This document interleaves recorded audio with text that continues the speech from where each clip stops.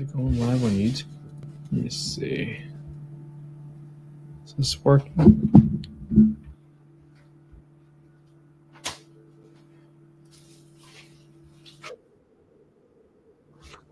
Okay, I guess this is working. It's day 354, though. I just didn't update the title. Okay, I'll update the title later. All right, so we are live today, 1530 41st Street. This property just went live, 20 hours. Remodel, 4-bed, 2-bath, new roof, new gutters, new exterior paint, new windows, new flooring, new appliances, new bathroom vanities, new kitchen cabinets, new light fixtures, new HVAC. Sold as is, though. That's interesting. I'm assuming indoors is fine. Okay. I would probably close up the chimney personally myself. A little sunroom over there. This kitchen looks pretty good. Yeah, that kitchen looks pretty good. It's really nice.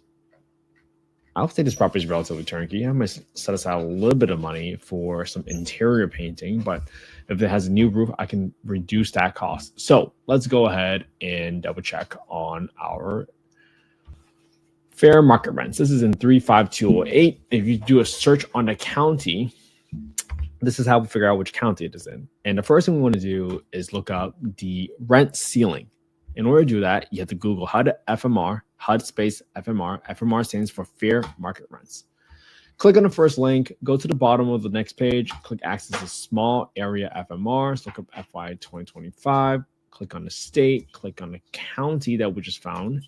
And you can see that in 35208, the rent ceiling is $1,580 and $1,420 for a 3-bed, $1,420 and $1,580. This is in 35208, right? Now that we got these numbers in here for the rent ceiling, you have to compare it to the market rent. So in order to get the market rent, we go to affordablehousing.com. We go to the owner section. We go to the market rent estimator. We're going to plug in the address.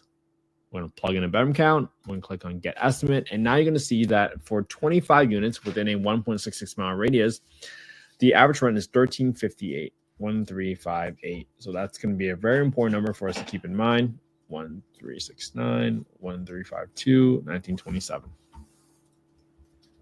Great. So the reason why we have to use the lower number of 1358 is because of the rent reasonableness test. And the rent reasonableness test, let me pull this up. If you want the exact language, you can look up the Housing Choice Voucher Program Guidebook. Looks something like this. And Housing Choice Voucher is what was previously known as Section 8 vouchers.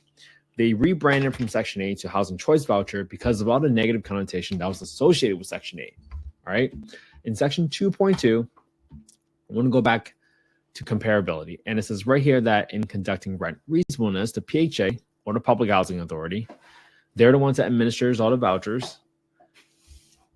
The PHA must determine whether the rent to the owner is a reasonable rent in comparison to rent for other comparable unassisted units. It simply means that you can't charge more rent to the tenant simply because they are a voucher holder, right? For the obvious reasons. Now, obviously, the size, unit type matters, but I have pretty high confidence that these 25 units within this 1.66 mile radius are, in fact, 4 bedrooms, because you don't see 4-bedroom apartments built that often. That is why we're using this number as the de facto rent estimate for now, right? And again, all we're trying to do is figure out whether or not this property is worth our time to investigate further, meaning, hey, is it worth my time to send a handyman out there? Is it worth my time for me to get boots on the ground and go take pictures? Is it worth my time to waste or spend my goodwill with my contractor to go out there and give me an inspection and give me a bid for the property, right? All of these things truly matter. So you got to be really, really careful with it. Okay. So at 1358, that's the rent we're going to use. And this property is listed for 140 grand. That's great. So I'm going to pay close attention to this property, because if it sells for 140 grand, then that's a good sign, because I'm also looking in this area, and the 140 grand will sort of be my new ARV for the 4-bedroom single family burrs here. All right. So let me go to my rehab calculator. I'm going to zero out my roof because it's a new roof according to the description. Obviously, we'll check that, but I'm gonna assume that's a new roof based on what they said. I'm not doing any more exteriors. I got $5 for landscaping just to kind of keep it clean while I am getting the property ready. For interior painting, I'm just going to set aside maybe 200 square feet for touch-up paint, just in case there's anything wrong with it. In case there's any high-pressure flush toilets I need to replace, I'm going to come down here to the toilets and replace with higher pressure flush toilets. That's my own personal preference because I don't want any clogged toilet calls costing me money. So that gives me a total rehab of $2,400. That makes me feel pretty good about it. It looks turnkey, but I don't think this renovation should be zero. There's always going to be something that comes up that requires you to address it. So next thing I need to do is get my property taxes, 177. 177. Obviously, you should corroborate that with the tax assessor records, but I'm going to take that number right now from Redfin. And for my insurance, I'm going to do 108 equals 108 times 1.2. And I'm multiplying by 1.2 because I'm adding a 20% premium. And I'm adding a 20% premium because typically the homeowner insurance number is going to be based off of someone using it as a primary residence property. And if you're not using it as a primary residence property, well, chances are the insurance company is going to view it as a higher risk property. They're going to charge you more premium. So that's why I'm adding a 20% premium to it. And it's only adding extra $20, right? So, but I want to be conservative.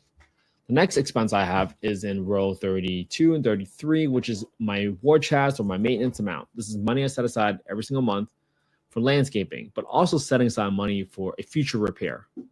Meaning if I know the roof is going to get replaced in 10, 15 years, I better set aside money now because I just got a $15,000 bill for a roof replacement in Scottsdale, right? I also spent about $3,500 in parts just for the 2 AC units I have there. Right? If you don't set aside this money right now, you're going to be putting yourself in a bind because you did not expect all these expenses to come up. So you would have been overestimating your profitability because you were underestimating your expenses, right? You know these has to get replaced at some point. So you should accumulate the reserves for that anticipated expense. Now, in row 35, I got 10% for my property management expenses. They typically range from 8 to 12%. That's perfectly fine, up to you. And I got 5% for vacancy. So when I go next to my property and I go to F19, I'm putting down 25% down. And in E19, that means I'm putting about 35 grand down. Using 35 grand, I got 2.5% of my closing costs, $2,400 for my renovations. And over here in K6, let's say I am financing. What am I financing? I'm going to finance the asking price, 140 grand roughly, minus my down payment amount of about 35 grand. And that's going to give me about a total 105 grand, 104,925 to be exact. Now I'm going to use an 8% interest rate. Again, they might drop interest rates today, so this is going to be a really, really good time to pay really close attention to the spread between the 10-year yield, the 10-year treasury bond yield, and the mortgage rates, because that is how your mortgage rates are going to go down with 10-year yield going down and also the spread getting more narrow. So just be really, really mindful about why and how are mortgage rates affecting or affected by the 10-year yield, not just the Federal Reserve, right? The Federal Reserve has an indirect effect on it, but be very careful. So if I rent this out as a 4-bedroom for $1,358, assuming everything else that I would just put in, I'd be negative $58 a month, negative 1.7% cash and cash return.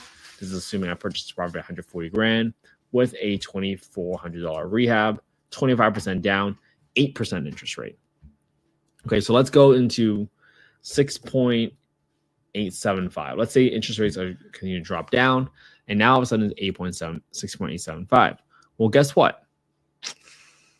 The cash and cash return went positive, but again, it's not investmentized. I'm not still saying any investments going to call, but if I can't achieve a 10% return, that's my own personal criteria, then this isn't a deal, quote unquote.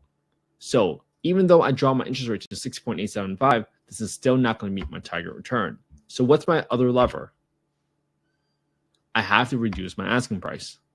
So if I use 6.875% in my interest rate, assuming everything else stays constant with a $2,400 rehab and a 25% down, what do I need to buy this property for to make this a deal? Let's lower this to 100 grand.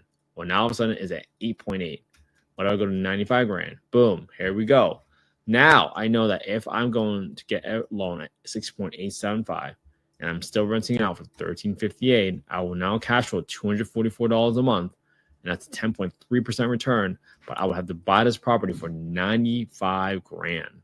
All right. I have to buy this property for 95 grand, assuming everything else stay constant, right?